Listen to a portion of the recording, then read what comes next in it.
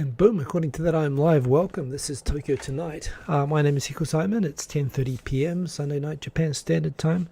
Welcome, as always, to everybody, wherever you are watching from early morning in the Americas, from sort of early afternoon in the in Europe and Central Asia, and good evening in Asia, East Asia. Good to see people already rocking into the comments. Yeah, it's been another quiet week news-wise, although I've got a few topics to pick out today. I've had a very busy time at work, actually, and I am quite tired, so I definitely want to try to wrap up and go to sleep early today. But, yeah, still some interesting things to talk about. I'd actually, just one thing, I probably will make it a topic of discussion since there was some stuff around this. I gave in to all of the hype and chatter on Twitter and whatnot about Squid Game on Netflix, a Korean sort of battle royal show. So I did actually watch that over the weekend and just finished it about an hour ago. Yeah, it was pretty good. I'll give my thoughts on some of the discussions around that as well as the show itself. But yeah, that was something that I did. But yeah, still lovely weather, still 30 degrees here in Tokyo, still really midsummer. It's unusually warm at the moment through most of Japan, although I'm not complaining too much. But yeah, the volume seems slightly low. I'm looking at so according to my control panel thing here, I'm going into yellow in terms of the volume. So this is the thing, I don't know how to boost this. I know it comes out quiet sometimes, but if I boost it anymore, it's going to redline and come out all crackly.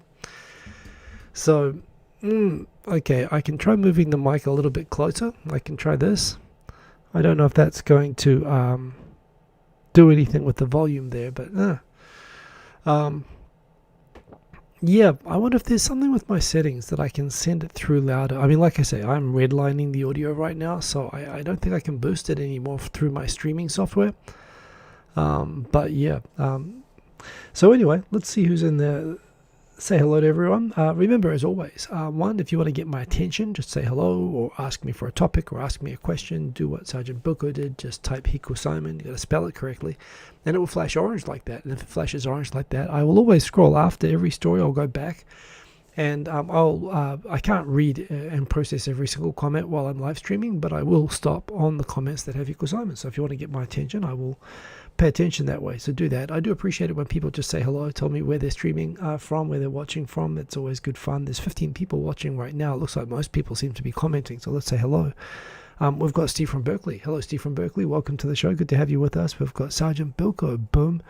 A bit ahead of the boom there, just asking. We've got Kuberus Tenshi with a bunch of animals and various things. Let's see. Squirrel, rabbit, dragon, dango, steak, and kangaroo. Very, very well done. Quinn Rankid, good to see you. Oh my goodness, it's that time again. Yes, it is. Aaron, the wonderful moderator, good to have you with us, and thank you always. We've got Sergeant Bilko. Everyone getting busy lately, myself included, by the way. Time for technical difficulties. Yeah, I tried setting up the streaming thing and it just happens every now and again. It lost the settings for some of my screens and I had to set them again. It happens every week, actually. It's not even a real technical problem, but yeah, it just took a bit of extra time. Aaron, squirrel chasing time. Yes, it's always squirrel chasing time. And yes, squirrels are a good thing. Welcome to the Squirrel Games. Yeah, that could be my Netflix show. Instead of Squid Game, it can be Squirrel Game. They can be trying to have someone do a live stream without getting distracted. That would be with deadly consequences. I wonder how you could build the tension on that. Yeah, it'd probably just be a very nice show, I imagine. But yeah, you can definitely do that. Mr. Cordy Champ, out of lockdown. Oh, is that right? Congratulations on being out of lockdown. We've never really been in it up here, but yeah. Steve from Berkeley mentioning butter, not cheese. Devoid, good morning there in Arizona. Good to have you with us. The volume seems slightly low. Okay, just I caught that comment before. I'm doing my best. I think this is the best I can get it. So I'm sorry, just going to have to turn up your sound settings on your monitor and your YouTube audio to 11. Best I can recommend. Sadiq from Florida, good to have you with us. Sadiq Hakanguris, as always, good to have you watching. One Johnson, oops, just jumped ahead there a moment.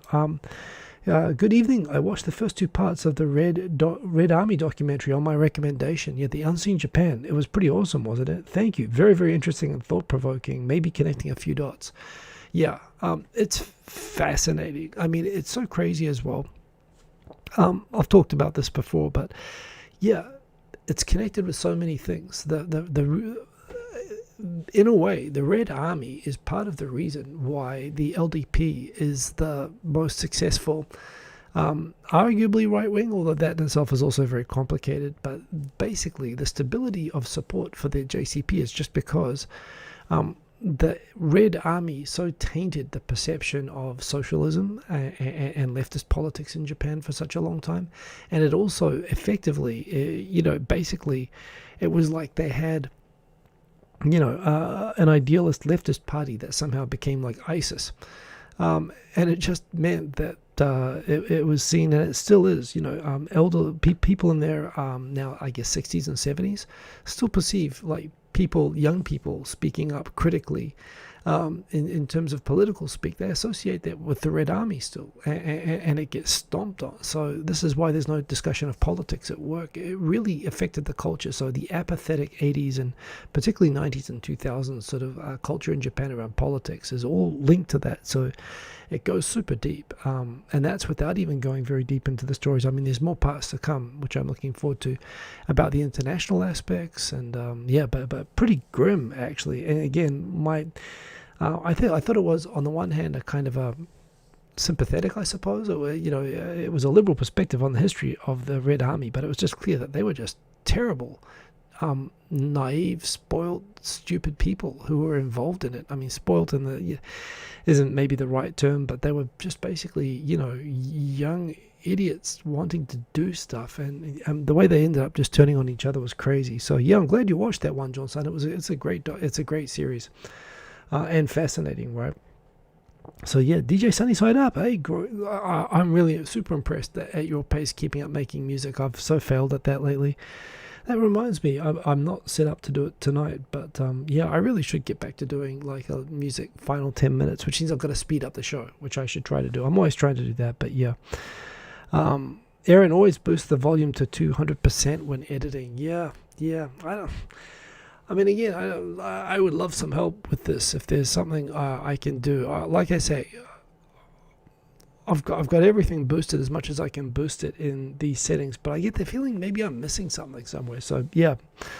Also, of course, I can talk louder, but it's nighttime here, and I'm in a Japanese apartment building, so I've got to be a little bit sensitive. Kobarus Tenshi mentions, as I've been mentioning repeatedly on Twitter, that yes, indeed, the helicopter carrier Izumo is being used by as an aircraft carrier with the American vertical takeoff and landing F-35Bs. That was clearly always going to be the plan. I mean, the fact that the Japanese went to so much lengths after they created this large flat top ship with a flight deck on top that looks just like an aircraft carrier, and they insisted it's not an aircraft carrier. It doesn't have a curved takeoff runway. It doesn't have catapults on it, and the idea of it is it's to carry helicopters. So if there are civil defense issues and they want to take rescue helicopters around the coast of Japan, or whatever, the idea is it's purely defensive. Helicopters are used for, aircraft carriers are used for projecting military force. They create platforms that you can go and park off the Middle East, or anywhere you want to go have a war, and send warplanes off. And Japan was like, no, this is just for short-range helicopters. But the F-35, they knew that they were going to be spending billions of dollars on F-35s that would be able to land and take off and didn't need catapults. It's a slightly better excuse. So the Japanese government went to such lengths to say that Izumo wasn't an aircraft carrier, even though it looks exactly like an aircraft carrier. But at the time that they built it, they knew that they would be buying billions of dollars of vertical takeoff and landing F-35. So, pretty weak and clearly being deceptive. I still think it is not as as funny as the Chinese first aircraft carrier, I believe the Liaoning, which they actually bought a Ukrainian aircraft carrier from the Soviet Navy that was rusted out and sort of in port. And they said that they were going to convert it into a casino. So I still like to point out that one of the two Chinese aircraft carriers is theoretically a floating Ukrainian casino, which they converted into an aircraft carrier. So yeah, that's got much better entertainment value than the Japanese Izumo. But of course, that's what they were always going to buy it for. It doesn't. So yeah, that's my thoughts. It's tricky with with the Constitution, the fact that all weapons purchases have to be justifiable as being short range and for defending the mainland of Japan only. But yeah, clearly, that was intended as an aircraft carrier. Going down, DJ Sunny Side Up, you get your second shot tomorrow. Congratulations on the Pfizer. Yeah. I got Moderna myself. Lots of people seem to get more side effects from Moderna, although the effectiveness is like... by the way, I do have to recommend, I tell you, one of my favorite... I'm just like... There's this channel, this Irish comedy channel called Foil Arms and Hog. Not Tin Foil. Foil Arms and Hog. 3 Irish comedians, and it's funny. They just make like a skit every week, a few minutes, and they've been doing it for years and years. Like I've just been binge watching their old stuff. It's incredibly funny, and it's clean. There's no swearing. There's no blue humor, and it's always funny. It's so good. And they do skits. Like they did a skit of a party where all the vaccines were having a party. If the vaccines were people and were hanging around at a party, and there's Pfizer and Moderna talking to each other, and Pfizer's like, "Hey, heard you got really good scores there, Moderna, 94." And Moderna's looking at him saying, "Yeah, I heard you got 95." He's like, "Oh yeah, And then like Sputnik comes in and it's like, hey, well. Why isn't Johnson & Johnson ready yet? And Sputnik's like, I'm ready. It's, oh no, we can wait. I don't know. They just do these amazing things every week, and you have to look up the vaccinations at a party by Foil Arms and Hog. It's the whole channel's amazing, but that's a really good one. Anyway, that is a squirrel and a half right there. Yeah, we got everybody. Dan H, good to see Dan H. Ian Macaulay, hello from Canada. Good to have you from Canada. Name also, yeah, nice to have you in the chat. Had a great trip to Vancouver a couple of years ago when we could all still travel, and that was my one and only experience of Canada. And everyone tells me Vancouver is lovely, but it's not like anything like the rest of Canada, which I believe. But I really did like Vancouver, so congrats. Good to have you, Canada. Especially early in the morning. I guess you must be Toronto or East Coast because of the time zones situation. But yeah. Scrolling down, Dan H, you forget that US funded and supported LPD. Also, I don't know what you mean by LPD there for a minute. I'm sure it'll come to me.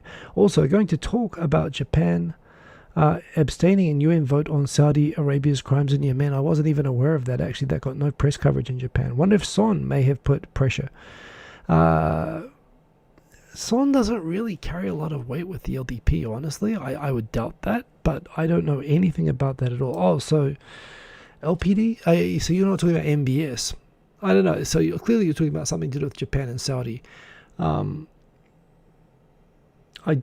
But yeah, no, I would talk about it if I knew anything about it to talk about. I guess that Japan was probably, if it was abstaining from votes, it was probably being asked to do so by America.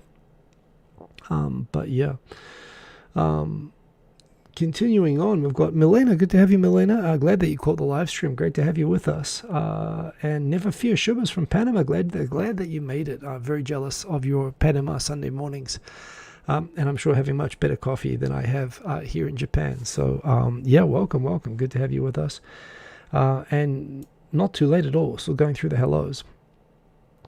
Boom, Magpie882. Good to have you in the chat. Everyone, nice to see everyone saying hello. West Coast, yeah, Macaulay. Well, I am impressed. You are up early. So, yeah, great for that. Anyone watch the big fight, Wilder versus Fury? I don't have access to it here, so no. Although I must admit, I would like to watch it if it were accessible. Was it a good fight? Hope it was. Two more. We've got Magpie saying hello. And Kubros Tenshi, did I see the marathon skit from Foil Arms and Hog? Yes. Where somebody came back and there's just like thousands of losers and people cry at the finish line, and that's because they realize that they lost. You mean that one where they're making fun of how basically everybody who runs in a marathon is a loser? And yes, the guy who stayed at home achieved something more by winning the World Cup by playing with Ireland. Yes, they're memorable. They're great skits. I mean, the whole thing. I love the immigration things, trying to get into America and trying to get into Australia. They had one trying to get into Russia the other day, but I did like the skit as well, where they're going through, welcome to America. We're going to let you in the country. We just need to ask you some questions before we can let you in. So, first of all, do you know what did it depend? And they go through the first few questions. There's, where are you from? We're from Ireland. Oh, I'm Irish. False. I still just like my favorite one. But anyway, yes, Foil Arms and Hog, you have to watch. It's amazing. Also, just this week, the other day while I was running, actually, I was listening to, I've watched and recommended here before, but Tokyo Wave. I followed the guys who make it on Twitter, and they actually interviewed Derek Westman, which was fascinating. And if you're interested in the stuff that's happening with the new Prime Minister and so on, they just did like an hour talking about him, and it was really, really good. Just a refresher that if you're interested in podcasts or audio stuff that just talks about Japan, what's going on in Japan and Japan politics, really recommend Tokyo Wave. Okay, I'll check it out. DJ Sunny Side Up, thank you for the recommendation. That said, it is nearly 10:50. I said I was going to try to finish early, and we haven't started yet, so I'm going to jump into it. But yeah. So first of all, yeah, this was okay. Somebody else made a mistake here, and I was meaning to tweet the comment about the mistake, but I get showing the retweeted comment. That's right. If you live in Japan, my calendar up on the wall in front of me says that tomorrow is a public holiday. Don't be fooled. What happened was that there's a cutoff every year where basically calendar publishers they ask for the government to set all public holidays for the following year, and then they all print calendars at the same time. But among the many things that the Olympics didn't quite get right was they decided to move Sports Day, tomorrow's public holiday, forward to the Olympics so that people could have more days off to enjoy the Olympics when it started. So it happened, they decided on that like a day after all the calendars in Japan got printed, which means that there is a false holiday appearing on most calendars in Japan, including the one I have right on the wall behind the camera over here, saying that tomorrow is a public holiday. Unfortunately, tomorrow is not a public holiday because we've already had it back in July, so don't be fooled by that. It would normally be Sports Day. I think it's Sports Day, public holiday in Korea tomorrow, but not in Japan. So, yeah, Magpie882, it's, normally it's kind of funny. I've lived here more than 20 years and I still can't remember all the holidays. So every year it feels like a bonus when I discover that there is one, but this year's the opposite. We're actually losing some holidays. So, be careful of that. Magpie882. Squid Game. I just finished watching Squid Game. I've been seeing a lot of comments about it. It is interesting that it's been so successful. For a Korean-made, all in Korean. Well, I mean, I suppose there's a few minor English bits, but it's basically, it's a series. It's a real Korean series. And a lot of chatter coverage by The Economist. A lot of people talking about, the subtitles are not accurate, which you see all the time with in discussions about anime subs and stuff like that are always a hot topic of discussion. As people learn Japanese, they discover, oh my god, the subtitles do not match exactly what the people are saying. And I must admit, I've been through this as well. I do think when people are going online saying the quality of the subtitles is terrible on that thing, because when this person there was a great example the other day. Someone said, I was watching a movie where they said fuck you, and the subtitle was naruhodo, which I guess you'd have to see the context, but I would point out, you should know this, but particularly with the rules around subtitling in all countries are the same. They don't subtitle word for word. They if you want to get a closer translation, word for word translation of what the people are saying, you've got to listen to it dubbed, because you can cram more words in with audio, but in terms of people needing to follow what's on the screen and read at the same time, the practice with subtitling in most countries is that you actually have rules around the number of characters and the number of words you can use, which is a real struggle. It means that there is not enough space to translate every word perfectly, which means that a good subtitler is not only good at understanding and accurately transferring what's being said into the subtitles, they actually have less, they're not given enough room to say all the words that are being said, so they have to reinterpret and tell the story in a way that's accurate and matches the story and the situation, but with less words. Also, they have to account for the fact that, like, for example, in Squid Game, and this happens a lot in Japanese movies as well, there's often cultural context. There are cultural, pop cultural references, history references.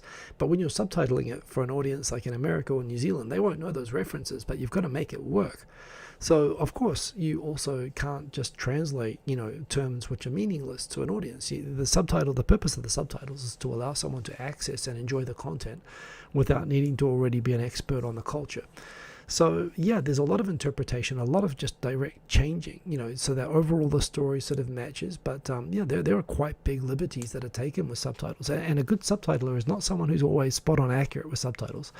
A good subtitler is someone who basically allows the movie or TV show or whatever to be enjoyable and accessible, easily accessible. And I would say just the success of Squid Game says that even where they changed what's being said on the screen to the subtitles, the fact that it's doing so amazingly well. Same goes for book translations and manga translations as well. The point is, if people are enjoying it, who don't know the translation thing. And what you get in between that is you get people like myself in my first few years in Japan, people who are bilingual. It's particularly exciting that, I know a secret thing. I know that they said this and this doesn't say this at all.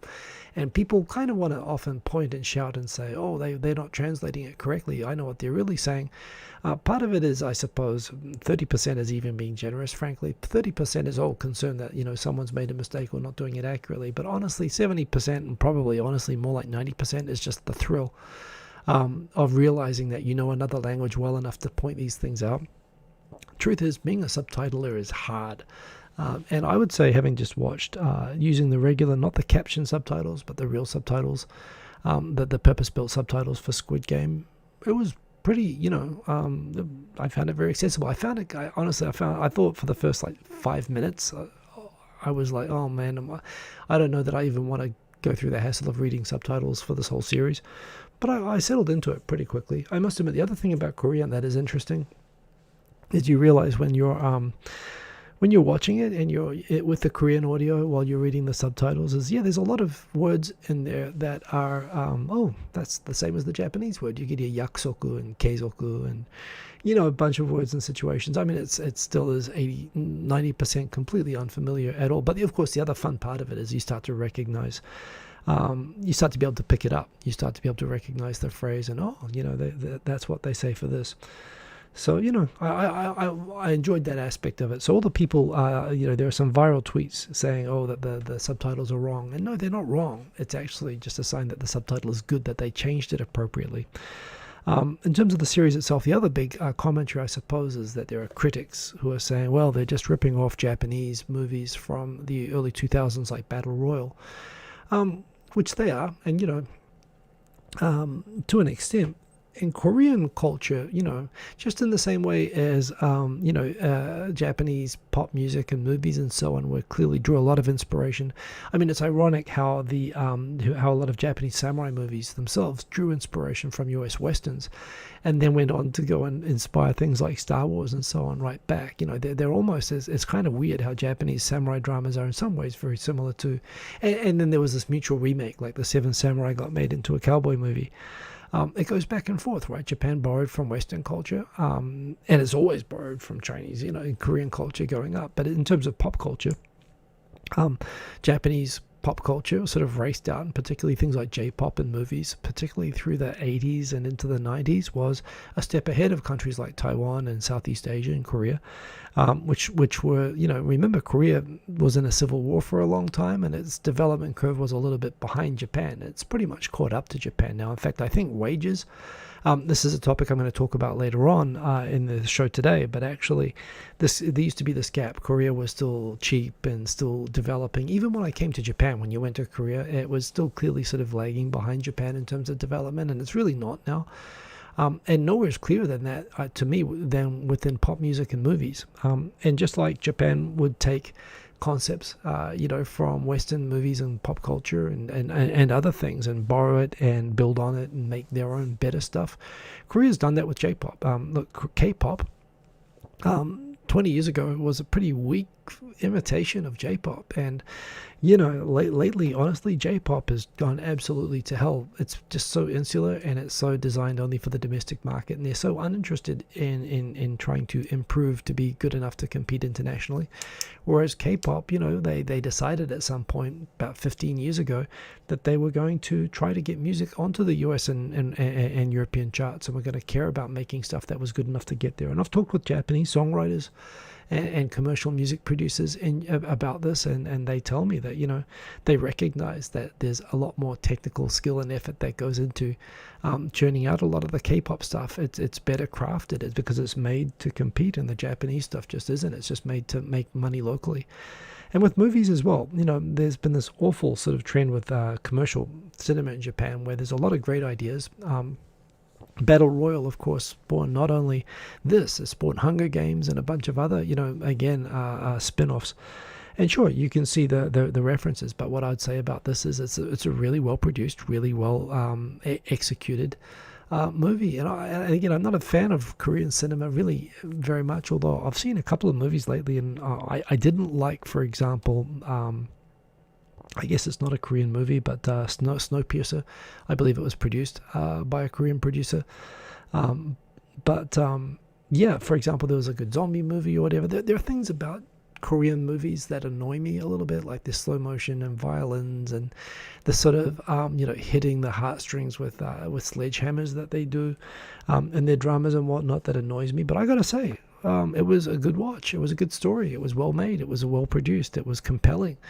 Which is more than I can say for a lot of Japanese cinema. And if it was inspired by, Battle Royale, good. They've done what they've done with K-pop. They've taken an underlying concept from Japan, and they've built on it, and they've made it interesting. They've done something really good quality and interesting with it. I recommend it. I'd probably give it a 7.5 out of 10. It's watchable. It's not like, oh my god, you have to watch it. It's not the greatest thing I've ever seen. I'm not into that genre generally. It's pretty violent as well, but it was watchable, and the subtitles were cool. For all the people saying that the subtitles are wrong, and people saying, oh, it's just a rip-off of old Japanese movies, well, yeah, but subtitles are supposed to be different, and yeah, but they've ripped off an old Japanese movie and frankly kind of improved on it and made a very legitimate standalone good thing, and that's a good thing, and it's totally worth watching. So that's my rating of Squid Game. It was interesting to watch. We're already at the top of the hour. Let's dive back into the comments. Boom, we've got Tokyo 503. Sports Day is the holiday to commemorate the start of the 1964 Olympics. I see. So was why it made sense that they moved it to commemorate the start of the new Olympics. But yes, Woolseyism, I don't know what that means, Magpie882. It sounds like something that could be sheep related. You're from New Zealand when you see a word like Woolseyism, and which I'm sure is probably relating to somebody called Woolsey, but instead I read it as woolly, and I think of adorable sheep. That's just me. Scrolling down, Eric Bailey, good to see Eric Bailey. It's disappointing when the movie is mistranslated, but it really hurts when you catch the NHK doing it. Well, like I say, a lot of the time, subtitling is an art form, and they deliberately change the translation to make it understandable in the context of the subtitles. It's often done intentionally, so it's kind of a thrill to discover something's not matching, but it's not the goal of subtitles to match all the time. I mean, sometimes it is, and sometimes there just are mistakes. But don't think because something doesn't match what's being said on the screen that it's a mistake. It's actually that's the nature of subtitling. That's kind of the point. Koba's Tenshi wasn't Kami-sama no Yutori with the red light, green light Daruma game. Yeah, I think it was. That's right. I think that was the other movie that they mentioned that they felt like it was inspired from, which, by the way, the Korean producer denies. But Korea has a way of taking things from Japan and then pretending they didn't. I don't really care, honestly. They can do that. But they're denying that they did it. But to me, it's clearly they did. But I don't have a problem with it. Speaking of movies, you left a comment on last week's video about Aussie films. Yeah. I saw that you left that, and both are worth a watch. So okay, yeah, I haven't had a chance to check that, but yeah, I should check that. Shawshanked. Dan H. US admitted CIA gave LDP and Yakuza tens of millions in the 50s and 60s. That is why. That is part of the reasoning of why Japan right wing is so strong in Japan. Oh, absolutely. Also, that's not really. I mean, okay, I guess if the US admitted that they did it, that's maybe new. But that's all part of the great reversal, right? The 1950s. That's never been in. I mean, the whole Lockheed scandal was like the pinnacle of U.S. Involvement in money politics in Japan to reinforce the LDP. And it was precisely because of the rise of the socialist movement in Japan, which culminated in groups like the Red Army. So yeah, there was and again, a bit like, I mean, having groups like the Red Army formed, and no doubt the propaganda that generated against socialism in general also helped the LDP establish its foothold. But clearly, yes, the US actually, I mean, under MacArthur, Japan looked like it was democratically going to become a pro-North Korea socialist country. The Americans felt like MacArthur had sort of just allowed liberal reforms in Japan to go completely out of control. And they rolled it back hard, including pouring money in and doing all that stuff. So it's sort of as well known as the Great Reverse Course, they call it, from 1953, I believe. Basically, when they kicked MacArthur out and they end the occupation. They ended the occupation, but they decided that suddenly Japan, particularly with the Korea War starting around that time as well, there was a real concern. The leftist movements in Japan were pro-North Korea. They saw this as North Korea wanting to be free and socialist. And that might cause a problem because a lot of the war production for the Korean War was based in Japan, and a lot of the bases for the Korean War were in Japan. So there was a lot of fear that Japan might become, in the same way that Philippines became later, decades later, that Japan might not be a friendly place for U.S. forces. Among other concerns, just the idea that with the Cold War starting, that MacArthur might have overseen Japan becoming a Eastern country, a pro-Eastern Bloc country. So yeah, they piled a lot into manipulating the democracy in Japan. They didn't have Facebook back in those days, I guess, so they gave money to LDP to basically go and hand out. And the LDP was, of course, in those days tied with construction, which was tied with gangsters and all that sort of stuff. But yeah, super interesting that the US admitted that. Again, I haven't seen that at all on my news feeds, but I think it's always been sort of understood that that's what's happened. So super interesting. Kerberos Tenchi watched No Time to Die. It's okay, good to know. I must admit, I'll probably check that out. Aaron, sounds like something that could be sheep related. Yes, well, that's in New Zealand we've got that sort of inbuilt sixth sheepy sense built in. Believe in yourself. Greetings. Good to have you in the chat.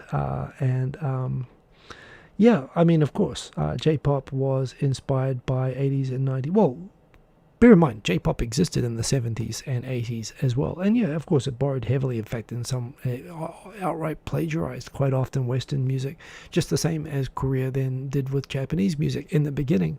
But both became their own genres in time, and that's totally cool. Sergeant Bilko, need more likes. Indeed. Thank you for reminding people there.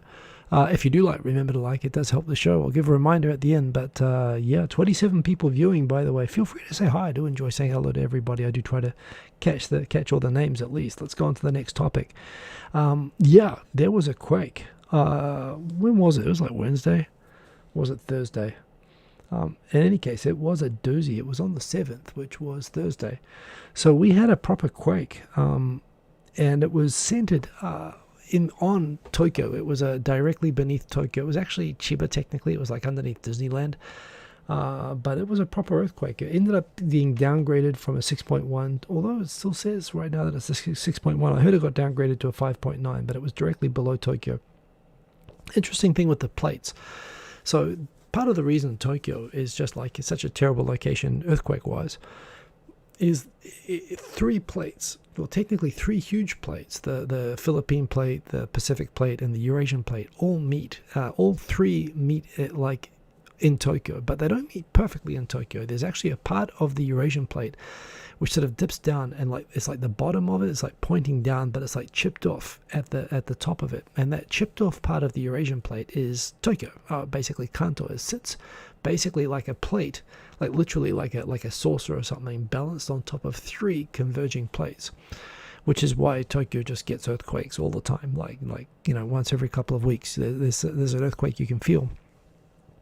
It's unusual to have a big earthquake with that one little flimsy sort of chipped off plate that's directly beneath Tokyo, but that's what we had during the week. And yeah, it was a vertical shake. Where I was in my neighborhood, it says it was a Shindo 4, although we were right beside neighborhoods with Shindo 5, lower 5. So the Shindo scale, just to recap, the Japanese measure earthquakes like rain or wind or temperature. Most places, in order to measure earthquakes like that, to be able to know by location how much it shook, you need to have accelerometers, shake detection devices all over the place that measure this. And most countries don't have enough earthquakes to justify having 24-hour shake detectors, the same as they have thermometers and rain collectors and so on. So Japan is the only country basically which is able to produce maps showing the intensity of shaking on the ground wherever earthquakes happen, which means that, whenever you have earthquakes in places like Australia, they are able to detect how much energy the earthquake had, which is measured by magnitude. It's a single score. It's like how big the bomb underground was, but it doesn't tell you how much shaking was felt on the surface in different locations. You just have that my cat was startled and, just people coming up with anecdotes. In Japan, there is a scale for actually measuring the amount of shaking that you actually feel associated with a quake, which goes in addition to magnitude. And upper 5 in some parts of Tokyo, in Adachi and Saitama, that's enough to do like damage to wooden buildings. 6 is where you start to get real serious damage, but the scale is 1 is basically it exists, but you'd have to be like super observant to notice it. 2 is you might notice it if you're like sitting down and still, but if you're walking around you won't notice it. 3 is a tremor. It's not scary, but you'll probably notice that, oh, there's a tremor, it's shaking a little bit. 4 is scary. It's a big shake, but it's not going to do very much. Might make some postcards fall over or stuff like that, but it'll make you scared that it's going to get bigger. But 4 is also where you'll get doors clanging and stuff like that. So 4 is where it starts to get like noisy and scary, but doesn't do any damage. 5 is where you start to get into damage. Lower 5 is again minor damage, but typically there'll be damage associated, like walls falling over and stuff like that in some places, like retaining walls and stuff like that. That's what happened. Upper 5 is where wooden houses might get seriously damaged. Non-earthquake proof structures might fall over. And typically in places like New Zealand and Australia, where there's a lot of unearthquake proof buildings, even with that level of shaking, you get a lot of damage and even deaths. Japan, you don't, just because of the building codes, but there was damage. Lower 6 and upper 6, that's when you're getting into even sturdy buildings start to get damage. Upper 6, even earthquake proof buildings will get damaged. And 7 is like just you can't do anything about it. And the only 7, we've only had 2 7s really in my whole time here, and one was the Great East Japan earthquake. So we had an upper 5 in parts of Tokyo. There was lower 5 near me, so I was kind of like 4, but it was close to a lower 5. It was proper scary, and it was sort of like it started like bouncing. And that's the other thing as well. Bouncing is super scary because they can design buildings to sway. That's how they build them, but you can't build a building to absorb vertical shaking. You can't. The buildings are not built on pogo sticks. So, vertical shaking, even if it's not very intense, can actually cause damage and is much more scary. And with that one, it started bouncing, and then it started like doing like zigzaggy up and down. Somebody said it was like it was belly dancing. But yeah, that was a proper. It was the biggest quake felt in Tokyo since the Great East Japan earthquake, which in Tokyo was an upper 5. And that was scary. And yeah, it was a proper earthquake anyway. It caused power outages. It caused the train lines to stop in many places. It happened in the evening at about 10:40 p.m. So as you can see there. So yeah, that meant that a lot of people got stuck who were trying to get home. Also, some places had cut off water and electricity for a time, and it's a reminder that this is going to happen. And again, make sure your emergency kits are up to date. And you know how to walk home from wherever you work or wherever you go out to. But yeah, Quinn Rankid points out, I don't see why they can't build on pogo sticks or something similar. Yeah. The big trick, the trick from the olden days in Japan is that they actually would build on foundations that were not like fixed to the foundations. They would have like these parabolic plates on top of the embedded foundations, and they put the houses on top of them so that the houses could like move around on top of these sort of parabolic plates without moving off the foundations, but they were designed to slide around. The problem is that bouncing, a whole house bouncing, even frankly on a pogo stick, the energy goes up and down, and eventually like it bounces back down, and you get these waves crashing into each other. And this is what happens in Kobe, for example, where a lot of buildings would have like you have a 10-story building, and the 5th floor would like explode because the building would bounce, the vibrations going up and down the building would like meet and converge in the middle, and you get these explosive damage to buildings where they couldn't absorb it. So it was super interesting. Scary. It was the first really scary quake in a while, but that's the thing that happened. Fortunately, no aftershocks or anything like that I noticed, so it seems to have been a one-off. But yeah, that's what happened. Magpie 882. There was one at 6 a.m. or at 7 a.m. a few weeks ago, which was worse. You were asleep, and we're not ready for daytime. Yeah, you get tremors all the time, and particularly if you're in northern Kanto, like southern Ibaraki, places like that, they've just been having non-stop big earthquakes for a long time now. In fact, signs are that that's where all the tension in the plates after the Great East Japan earthquake was all like left. It was all released up in Fukushima, but it was not fully released in Ibaraki, and that's quite close to Tokyo, and that looks like that's going to be, unfortunately, the site of the next earthquake. So if you live up that way, like in the north of area of Tokyo, yeah, that's most likely what you got. Fortunately, in Tokyo, we don't feel those as much, although we do feel them as small tremors. But anyway, so that was the thing that happened. Yes, AV84K, I would say that Japan has a lot on its plate. Well put. 1044 or so for the timing. Yes, indeed. AV84K, New Zealand sheep butter delivery service. Man, I would sign up for that in a heartbeat if you set that up. Please set that up. Scrolling down, Aaron, earthquake thoughts, please. Nagoya is way overdue, for example, for a big one. Well, yeah, I mean, Nagoya's on a different cycle to everywhere else, though. Nagoya's interesting because it's close to Mount Fuji, although so is Tokyo. So it would be subject to that as well if there was a big quake. But Nagoya would be impacted by the Kansai Trough earthquake, the Nankai Trough earthquake, which would affect Osaka more than anywhere else, but that would be expected to happen south of Shikoku. That is the true big one that everyone is still waiting for. Everywhere gets quakes in Japan. Nagoya is no exception. Tokyo as well. So it's just, you just have to be prepared all the time, pretty much. As much as people talk about, you can see the historic record and you can see the cycles. And we are way overdue for a Mount Fuji eruption and a bunch of other earthquakes at the moment. We still don't seem to know. Good idea, Kerberos Tenshi. Build all houses on bouncy castles. Bold Billet's boy, good to have you with us in the chat there. Sounds like your last girlfriend, upper 5, lower 6. Oh dear. Magpie, that's right, we just had that one before. Quint Ranked, I think you read something about temple towers being built to be earthquake resistant, using a central vertical beam, IRC. Yeah, as I recall. I used to work in the Shinmaru building in Tokyo, and that was the same as well. The building pillars were actually not connected to the floors, and during the Great East Japan earthquake, it was alarming. You could actually see it swaying differently to the rest of the building, and they also have huge weights inside the buildings, which are designed to counterbalance shaking and so on. So there's lots of really cool tricks that they can do around this. But yeah. Dan H, Asianometry YouTube channel is going to release a video called What Eating the Rich Did for Japan, talking about Zaibatsu families in the early 1900s. Thank you for the recommendation, Asianometry. I'm going to save that right now so I don't forget it. I'm going to subscribe and I'm going to check that out. So thank you. That sounds super interesting. I mean, Japan, I guess that's what Japan did.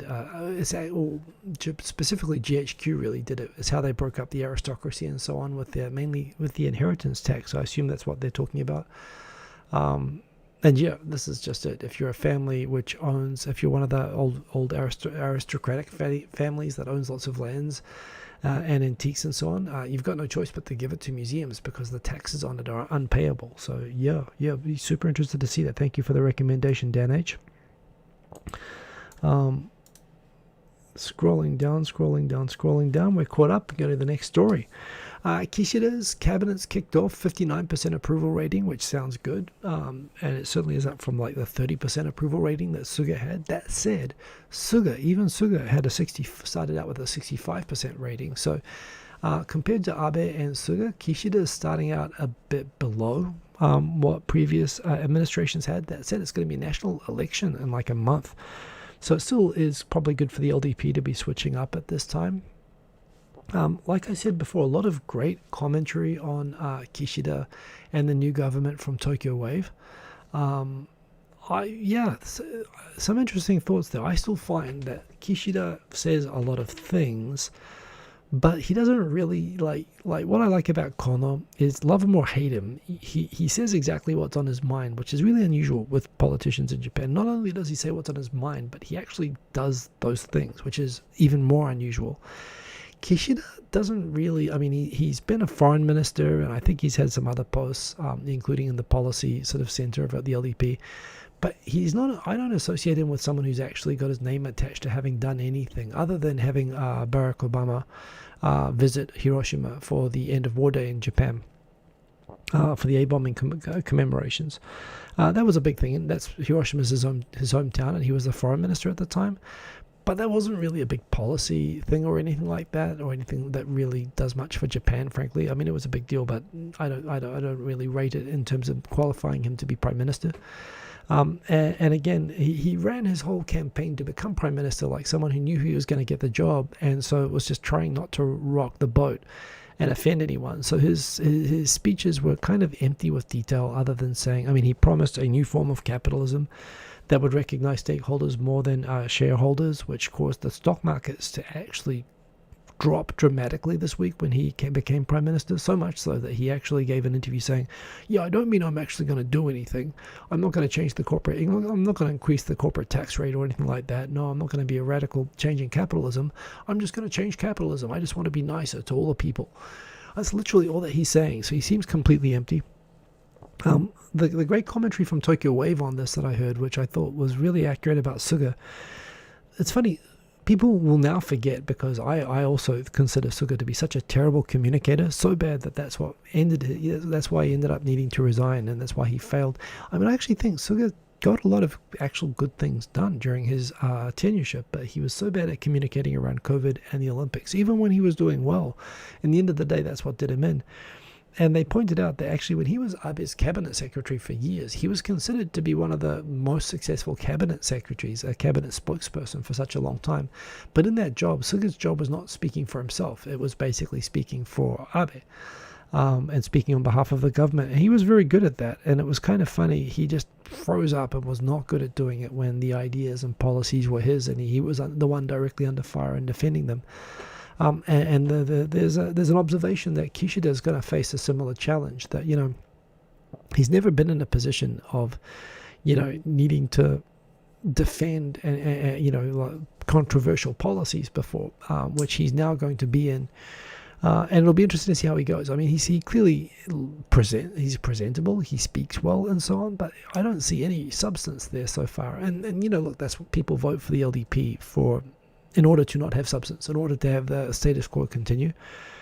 And the cabinet is completely revamped, a lot of new faces in it, so there's potential there for things to change. But in terms of a clear direction, he hasn't set anything. So anyway, an interesting kickoff. I suppose in a way that is what the LDP is you vote for the LDP because you don't want people to be dramatic and have strong opinions and reform agendas and so on, like Kono does. But that's why he's more popular than Kishida. So we'll see what happens anyway. Indeed, it is kind of weird to have this new Prime Minister era, and although at the same time, Suga was not going to last. It was a mystery that Suga ever got to be Prime Minister in the first place. So yeah, squirrels indeed be strong. So that's why I am only going to read the comments that say my name. Going back, EDIR. I think I said hello to you, but if I didn't before, I'm saying it now. One Johnson, Tokyo Wave, Asianometry, check. Yeah, definitely check both of those channels out there. Excellent. If time at the end, other current affairs or history-related Japan content recommendations. Oh, I was about to say Lynn for me, and then I see that you said it. Infamy is just they're like foil arms and hog, not Japan related in that case, but I learn a ton from every video of Infamy. I laugh my head off at every single video. He's consistently funny, and I learn a ton. Infamy is awesome. Yeah, I'll have a think. Remind me at the end of the video, and I'll come up with some more recommendations. But certainly those two are well worth watching. And by the way, Ninja Monkey, I'm at least on COVID updates and travel updates. He continues to be doing a good job, and I'm still watching his updates, and they're actually quite good. Yeah, next big story. Manabe, Shukuro Manabe, Nobel Prize winner. Nobel Prize winner with two other people whose names nobody ever publishes or mentions, and as a result, I could not tell you, even though I probably should have prepared and checked it. But the point is, Japan is hailing Manabe, a man whose research on climate change in the 1980s is now being recognized as being, pivotal towards the recognition of the link between carbon dioxide and global warming, and specifically the modeling that accurately predicted. There were a ton of models in the 80s and 90s, but it turned out that the model that was produced by Manabe and his two other academic partners, who in Japan, I guess, are always going to be considered their sidekicks, his sidekicks, basically proved to be probably the most eventually accurate model for predicting how climate change is going. At this, so again, they're celebrating that this kid from Shikoku who made good and went off to America and now is a Nobel Prize winner. They're celebrating, of course, someone born at home who got off to America and achieved this huge thing. But of course, the interesting thing is that Manabe changed his citizenship to American citizenship, and because Japan has not recognized dual or multiple citizenships, you're required to renounce your Japanese citizenship as part of becoming a citizen of another country. So that's what he did. He renounced his Japanese citizenship. He became fully American. And when people asked him, hey, how do you feel about going back to, you ever going to go back to Japan? And, are you proud of Japan? And, why did you leave Japan? As some of the questions came up, he was very straightforward and said that, in Japan, everybody, it was kind of quasi-humorous, but it did point out the underlying sort of truth behind it, that he said in Japan, there's so much energy wasted on emphasizing being harmonious with people, wasted time and bureaucracy in trying to make people feel okay by saying you agree with them and adjusting and so on. And, people just don't say what they think, and there's not the freedom to be direct and so on. And he said, I'm just not good at being diplomatic with people, and I'm not good at harmony. America just lets me get on and do what I need to do, and he got all the funding that he needed in America that he couldn't get in Japan, and he didn't have to accommodate the opinions of people who disagreed with him like you would have had to have done in Japan, and he just felt that American culture is more for him. Congrats, of course, to all the Nobel Prize winners, including the Peace Prize winners, the journalists. Everyone's focusing on the Philippine journalist at the moment, but imagine being a journalist in Russia covering the opposition right now and how dangerous that is. So, of course, this one's just getting all the attention in Japan because he's Japan-born. What I would like to see that I haven't seen is, I think it's a great opportunity for Japan to consider, hey, if you want to claim him, why not change the rules on recognizing multiple citizenships? Isn't it Japan's loss in the end of the day that that Manabe was forced to renounce his Japanese citizenship out of wanting to become American? Now, he may have actually, he's very direct about why he left Japan and why he's not interested in ever coming back to Japan, and why he doesn't feel like Japan really fits him. And it's possible that even if multiple citizenships were allowed, it's possible Manabe would have renounced his citizenship anyway. But the point is, under the system right now, both people like myself, if I want to become Japanese, I have to renounce my New Zealand citizenship. Or if you have Japanese people that go off and become citizens of other countries, they have to renounce their Japanese citizenship. And does Japan really need to be that extreme? In the end of the day, what motivates Japan's citizenship law, apart from the fact that most countries in the world do not recognize multiple citizenships, the only countries in the world that recognize multiple citizenships in almost all cases are countries that developed as conquered colonies. They were a mechanism for taking countries away from other people by allowing immigrants from other countries to arrive and adopt local citizenship to help outnumber the indigenous people and to take it away from them, like New Zealand, like Australia, like America, like Canada. All have very open citizenship policies, but it was all part of what you do in order to take the countries over. And of course, countries that have never been colonized, like many European countries, as well as countries like Japan, obviously are not willing to invite, half of China to move into Japan and take it over without asking. And frankly, China is the focus. New Zealand had anti-Chinese laws for a long time, very racist laws, actually. In fact, it's kind of funny. New Zealand, the reason New Zealand didn't join with Australia was it didn't think that New Zealand, although we have a much less racist history vis-a-vis the indigenous people in New Zealand, the Maori, New Zealand turned down joining the Australian Commonwealth because New Zealand thought that Australia was being too soft on Chinese immigration and that it wasn't racist enough for New Zealand vis-a-vis China. So, but for Japan, and certainly back in the day for New Zealand and Australia, it was a real fear of being close to those countries, and that's why New Zealand decided not. See, we didn't block dual citizenship for Chinese because then we couldn't have British people come and take over the country. So instead, we specifically had just straight out racist laws against Chinese. But Japan, it's always been much simpler. China's right there, so they've got no reason to facilitate their own colonization, so they've never had these laws. But that said, in this day and age, I do think you can figure out criteria to manage these sorts of problems. But if you want to claim him, then why force him to stop being Japanese? Why not allow him to remain Japanese and be American, and not just Manabe, but the future Nobel Prize winners as well? Plus all the half kids and so on, who are increasing in number in Japan. Why be so exclusive around this? And especially when the country's depopulating, I think you need to consider as well the need to attract people to Japan, which might include allowing people to live in Japan without having to sacrifice their other identities. So, I think it's an interesting opportunity for a debate that's unfortunately not happening.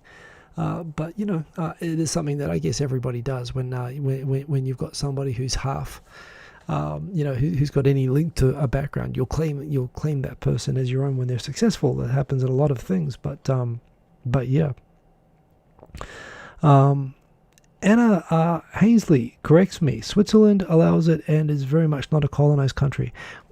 I saw a list of this one, so a Wikipedia thing. Okay, maybe it wasn't Switzerland. It might have been Germany.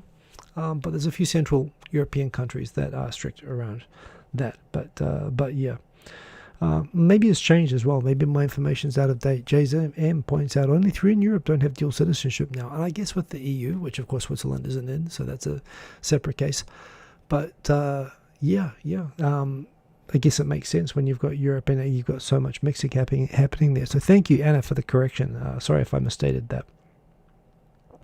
Magpie 882, do I know when how Merkel is stepping down and how do we get her for Prime Minister? I want Quake and Merkel to be friends. I've never really understood how Merkel is so popular, honestly. I don't know a lot about German politics to begin with, so I'm not really qualified other than, she's been amazingly successful, but I don't know how we would get her to be Prime Minister here, and I'm not sure I would want that, but that's just me. By the way, JZM, late hi, good to have you in the chat. We're coming up on time. If you're living in Japan and you have savings in US dollars, now is a pretty good time. The yen has been around 104, 103 for like the last 3 or 4 years, and it hasn't done anything. Not sure if it's coronavirus related, but lately it's been pretty much up, getting close to 115. 120 is definitely convert all your US currency into Japanese currency. Also, it would mean that if there was tourism, it would be a great time to visit Japan because everything in Japan would be cheaper if you were using US currency. But right now the yen is cheap and the dollar is high. So it's a pretty good time to convert if you have US funds.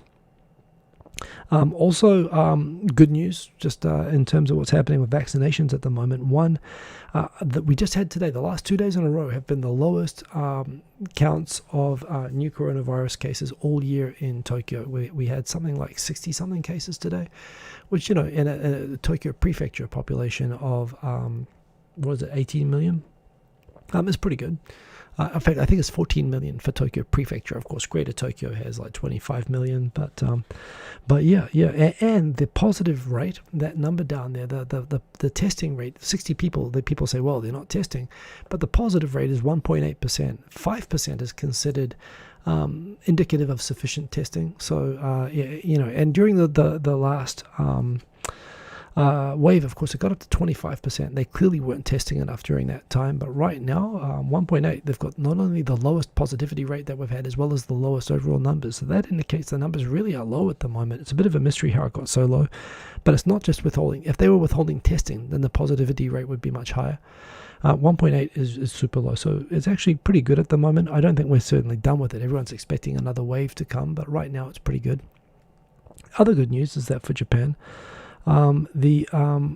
right now, see if I can show the image here. Yeah, check it out. The overall, still it's dropped to just below 1 million shots a day, but the overall population is 63% of the population has had both shots, and 73% has had one shot. By the rate that things are going, it means that probably this time next week, Japan will have crossed 70% fully vaccinated. It is starting to drop off now. It's not, before it was going at about 1.5 million shots a day. Right now it's down to 900,000 shots a day, but still it's pretty good. So, it looks like a lot of countries, that have used lockdowns have decided to end lockdowns when they get over 70% vaccinated. And certainly Japan is now getting into the leagues of getting to be as vaccinated as some of the most vaccinated large countries in the world anyway. So yeah, it's still, vaccinations are going super well. Cases are going super well. I'm hoping that this will force the government to start setting down some hard dates for when people who have been waiting to get into Japan can travel to Japan, especially if they have proof of vaccination or whatever. That'll be politically sensitive, and I guess they're not going to do anything about that, at least until after the election. So it'd probably be unpopular. The public would worry a lot about suddenly allowing foreigners in, but frankly, it doesn't make any difference whether they're foreigners or Japanese, right? Practically speaking, it's just going to be fear. Yeah, but the numbers are all good at the moment. They're as good as they can be. So those are good things that are happening. Unseen Japan did a ranking for best cities for immigrants. I am over time. Ugh. But anyway, I was trying to figure out how these are specifically good for immigrants. I mean, there are some places that are obviously, basically they look at the quality of life rankings for a bunch of these cities as well as the foreign populations.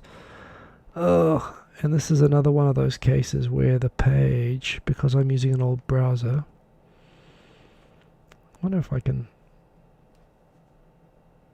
I open this in Safari? Let's see if I can improve it here.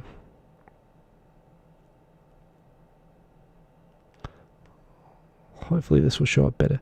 In any case, it's got a ranking, so it's partly just based on good places to come and live if you're looking for a place to live in Japan.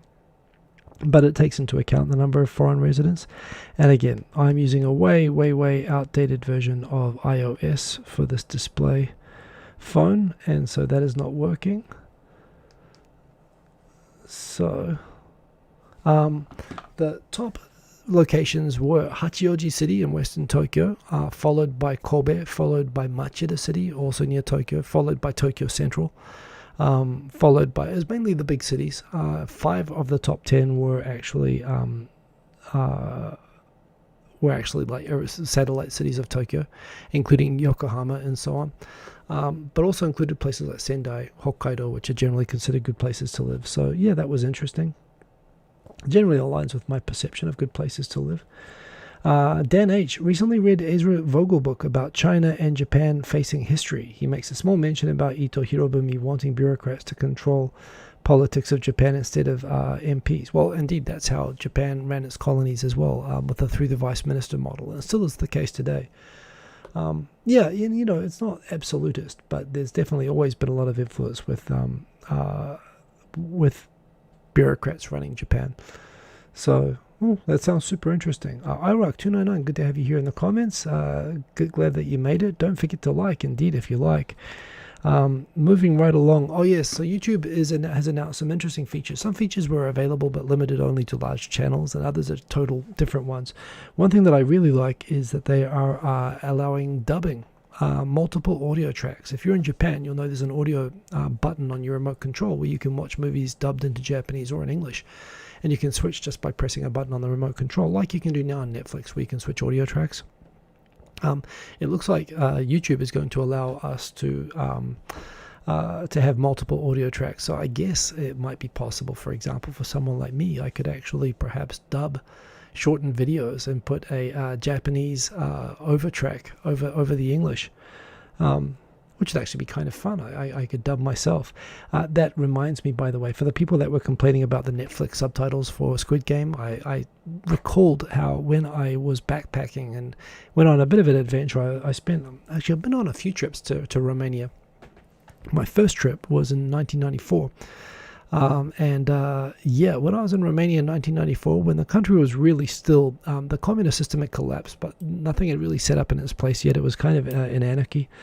And I remember watching the TV there, and I understand this is the case everywhere in Eastern Europe. They did this in Hungary and Poland as well. But in those days, they had Baywatch on TV, but the Baywatch that they had was not English. It was already dubbed into German or Italian. It was mostly Italian and German. And what they'd do is they'd have a depressed-sounding Romanian middle-aged man in the studio with headphones listening to the German of the dubbed German version of Baywatch, and would be like simultaneously translating everything in Romanian but on top of the German, so you could hear the German and Romanian like mixing while you're watching Baywatch. And this is what they did for a lot of TV and movies. In fact, there's a good movie called Chuck Norris versus Communism, which is about the same practice, I believe, in Poland, I think it was. It's a really fun documentary, and it's very much like what I saw. So people who complain about the subtitles on Netflix, honestly, you have no idea what you're talking about. But it'd be kind of fun to be able to, I guess you could do that because they weren't using separate audio tracks. But the idea of being able to dub myself is pretty cool. Plus, they're going to also reopen the kind of community captions. It won't be full community captions where anyone could submit them like before. It'll be where you have to give them access to your channel with a limited permission. But you can allow approved people to upload subtitles to your channel if you want people to do that for you. So I thought that was pretty cool. I will... believe in yourself is sharing information there. So friendly reminder on recommendations. Thank you for that. In fact, I think we're nearly there. Two things I'll just mention at the end. First of all, Mizuho announced that the cause of their latest banking outage was that they had not replaced a bunch of hard disks in their main system or their backup system in 6 years, and the hard disks just wore out and broke. This is, again, where you have in Japan or anywhere around the world. Nowadays, a lot of banks, it's really tough for any company that's not an IT company to know how to run and maintain IT infrastructure really, really well. And a lot of places don't want to trust. Inherently, the idea of using cloud service providers or whatever to do that for you is sort of like seen as inherently, well, isn't that dangerous? You're letting someone else have access to your data. But honestly, when you're sending them to proper co-locations or managed service providers that will take care of all that IT equipment for you when you're not an expert at maintaining that equipment is better than having your whole systems go down because you're wearing out hard disks and losing all the data on them like Mizuho had. They're in a lot of trouble right now. And this is just a sign of just the outdated IT infrastructure in Japan and the lack of expertise within Japanese companies for maintaining it. The final thing is a really interesting discussion happening right now that TSMC, the large Taiwanese semiconductor manufacturer, is very worried. Well, there's two things. One, everyone's now very worried that China might actually invade Taiwan and or do other things to basically sabotage and wipe out its chip manufacturing business, which is like the entire world depends upon.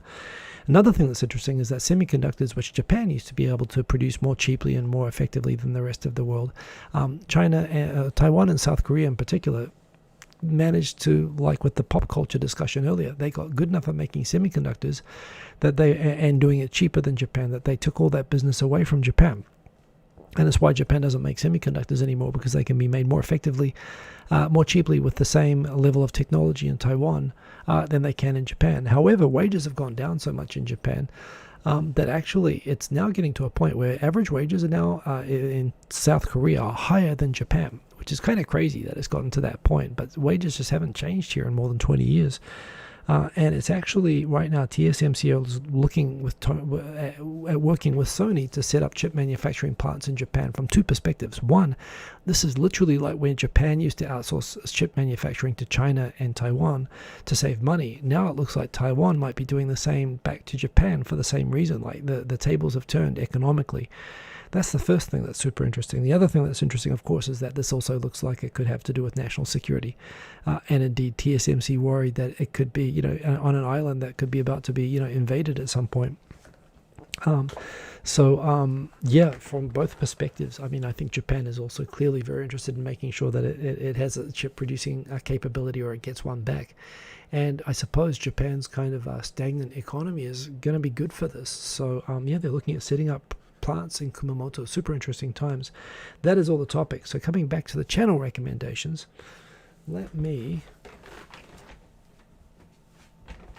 take a look through my watch history. I must admit, lately I'm not watching so much Japan specific content. I'm watching a lot of stuff that I recommend. In fact, if I go through my watch history, let me go through. I mean, I've got CinemaSins, Donut Media, which I enjoy, love. Toy Galaxy is a channel that I love. This is recorded, so I guess you can get these down later on. Cold Fusion is a great little sort of documentaries. It's an Australian channel, but they do lots of tech documentaries, sort of storytelling about the history of like the Apple Newton the other day. That was great. Tokyo Wave is awesome. I've already recommended that. Ninja Monkey I've recommended in the past. That's good. Extra Credits is just fantastic, like history storytelling, again, not Japan specific. Voices of the Past. You have to subscribe to Voices of the Past. They are not exclusive to Japan, but they have a lot of Japan specific content. The people who run the channel are just big Japan fans, and there's a lot of accounts of samurais on the first ever trip to Europe and stuff like that. The Japan related content on Voices of the Past is a must subscribe.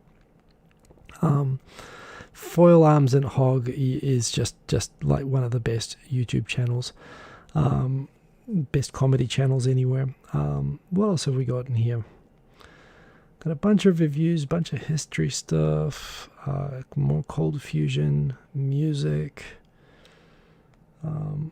Yeah, Voices of the Past is just they had a great video the other day, by the way, on how ancient Rome and China, how close they got together and what those interactions were like. AV84K, do I know Stop a Douchebag? It's fun. If I like to see angry Russians being told they can't drive on sidewalks. I must admit, sometimes I get sucked into watching stuff like that, and I kind of hate myself for it, but it does sound like fun, so I may check that out. What else we got? Vice Asia, I don't really recommend. There is, what is it? Asian Boss, they do street. It's lately they've had some problems and they've become more Korea focused, but sometimes they do Japan stuff actually. So Asian Boss is pretty interesting. What else in terms of Japan related stuff? Just on a quick scan through of what I've been watching lately, those are the main ones. If I think of other ones, I mean, there's the Shogunate channel, which is pretty good, although I find a little bit dry compared to, say, Linfamy and channels like that. Yeah, those are my main things that come immediately to mind in terms of interesting Japan content. Yeah, of course, a ton of stuff in here that's just great anyway. In terms of, let me see if I can find one more recommendation. It's never ending. This is the problem, though, and I do have to end this at some point. Yeah, I watch some Japan channels, but they're like product reviews and stuff like that. They're not really. I mean, Linfamy, Ox Stomach Boogers. I haven't watched that one yet, but that's his latest video. And it sounds awful, but I'll probably watch it and enjoy it. Yeah, so that's all I've got for now anyway. I will look at on Twitter. If you want to follow me on Twitter, I will periodically recommend stuff like this. And if you remind me there, I'll certainly do that. Voices of the Past is awesome. Thank you for posting the link, Aaron. Magpie 882, every film a painting is quite good. Thank you for the recommendation. I'm going to check that out. Every film a painting. I have no idea what that would be about, but I'm going to put that in a search window. And anyway, I'm going to wrap up there because I am 15 minutes over. But thank you, Dan H. You don't have to do it, but I do appreciate appreciate it. Vincent K. Miller, thank you for the thumbs up. Nice to have you in the chat. King and Kodos, glad that you made it as well. If you like the video, it does help the channel and the video a lot, and I do appreciate it if you do that. If you don't like, that's totally cool as well. If you haven't subscribed, subscribe. All that stuff is good and helps. Atomic Tom, good to see you. Hey, probably saw it, but you got the Family Mart socks. Awesome. And you got in touch with JJ Miller directly.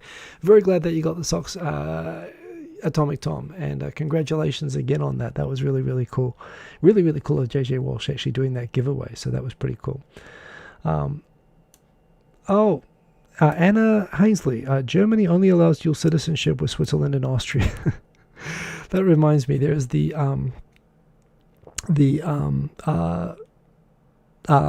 Sacha Cohen character, Bruno, who's like a TV presenter, a TV fashion presenter from Austria, who runs the most popular fashion TV show in the German-speaking world outside of Germany. It's like the only thing I actually found funny about that particular character, but I like that introduction. Anyway, it is late. We are way over. I have got to sleep. I've been watching too much Squid Game. I hope you all have a good week. Take care of yourselves again. Wear a mask and do all that good stuff. Take care. Remember, you can follow me on Twitter, if you liked.